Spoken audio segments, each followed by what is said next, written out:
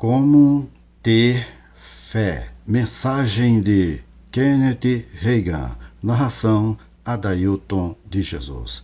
Lemos em Hebreus capítulo 11, versículo 6. Ora, sem fé é impossível agradar-lhe, porque é necessário que aquele que se aproxima de Deus creia que ele existe e que é galardoador dos que o buscam.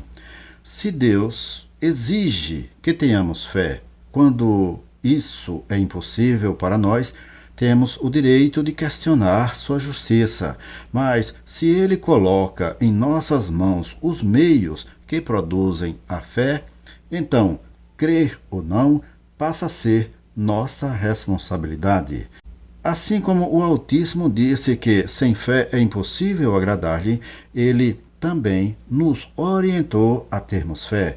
Se não a possuímos, não é culpa dele. Responsabilizar o Senhor por nossa incredulidade não passa de ignorância, pois Deus já providenciou o caminho pelo qual todos podem alcançar a fé.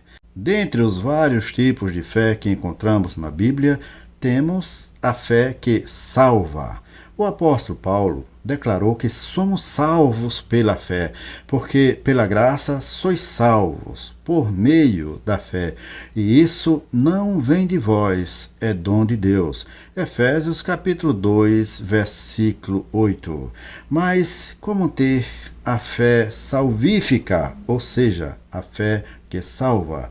Vamos ver o que nos diz a palavra de Deus em Romanos. Mas que diz: a palavra está junto de ti, na tua boca e no teu coração. Esta é a palavra da fé que pregamos. A saber, se com tua boca confessares ao Senhor e em teu coração creres que Deus o ressuscitou dos mortos, serás salvo, visto que com o coração se crê para a justiça e com a boca se faz confissão para a salvação. Porque todo aquele que invocar o nome do Senhor será salvo. Como, pois, invocarão aquele em quem não creram? E como crerão naquele de quem não ouviram falar? E como ouvirão, se não há quem pregue? De sorte que a fé é pelo ouvir, e o ouvir pela palavra de Deus. Romanos capítulo 8, versículos do 8 ao 17. Após estudar essa passagem das Escrituras, quais são os 3 passos para a salvação? Primeiro, confessar. Segundo, crer. Terceiro, aceitar. Para quem é a salvação, de acordo com o versículo 13? Para todos. Qual é a origem da fé, segundo o versículo 17? Ouvir a palavra de Deus. Então, se você quer encher o seu coração de fé, ouça a palavra de Deus.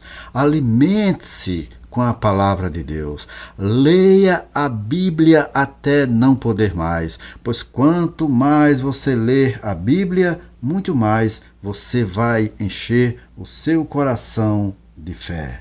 Vejamos o que está escrito na palavra de Deus em Atos capítulo 11, versículo 13 e 14. E Cornélio contou-nos como vira em pé um anjo em sua casa e lhe dissera: envia varões a Jope e manda chamar a Simão, que tem por sobrenome a Pedro, o qual lhe dirá palavras com que te salves, tu e toda a tua família. Deus instruiu Cornélio a procurar Pedro para aprender o plano da salvação. Na grande comissão, registrada em Marcos, capítulo 16, versículos 15 ao 18, Jesus disse aos apóstolos: ide por todo o mundo, pregai o evangelho a toda criatura. Cornélio ainda não tinha ouvido o glorioso evangelho, portanto não era salvo.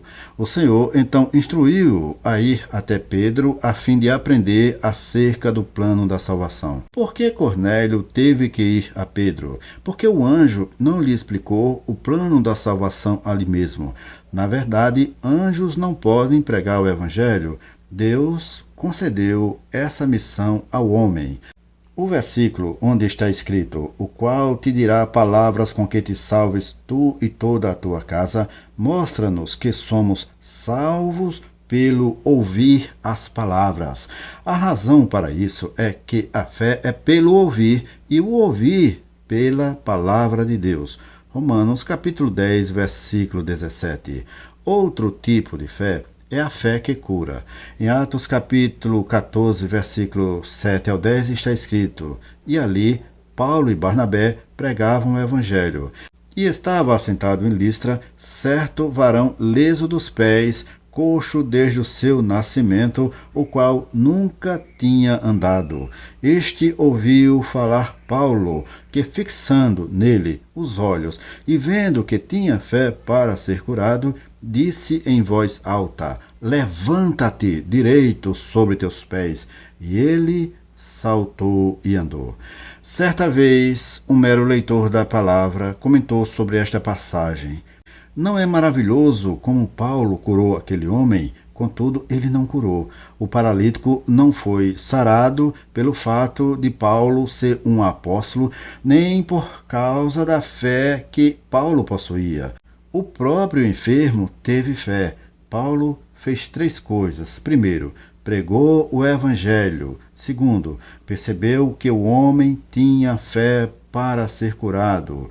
Terceiro, disse-lhe que levantasse e andasse. O paralítico teve 3 atitudes. Primeiro, ouviu a pregação de Paulo. Segundo, teve fé para ser restaurado. Terceiro, saltou e andou, como está escrito no versículo 10 deste texto que li para você.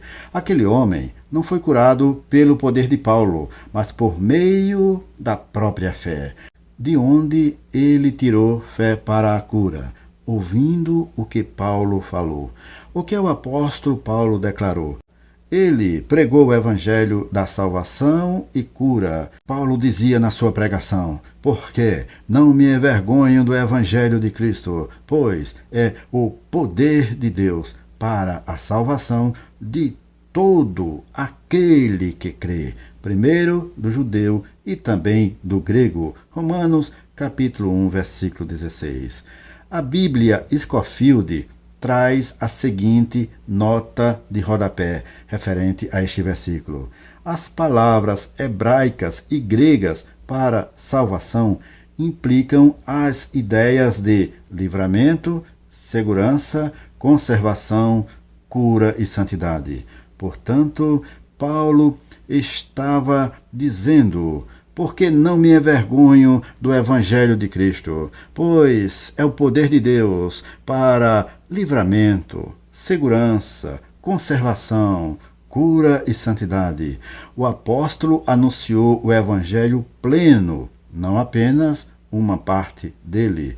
Em Atos capítulo 8, versículos 5 a 8 está escrito: E descendo Filipe, a cidade de Samaria, lhes pregava a Cristo, e as autoridades unanimemente prestavam atenção ao que Filipe dizia, porque ouviam e viam os sinais que ele fazia, pois que os espíritos imundos saíam de muitos que os tinham, clamando em alta voz, e muitos paralíticos e coxos eram curados, e havia grande alegria naquela cidade.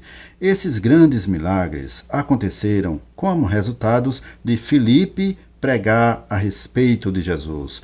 O Novo Testamento não reconhece outro Cristo, senão aquele que cura. A cura física é parte do Evangelho. Caso não houvesse um Evangelho de cura, tampouco haveria um Evangelho de salvação.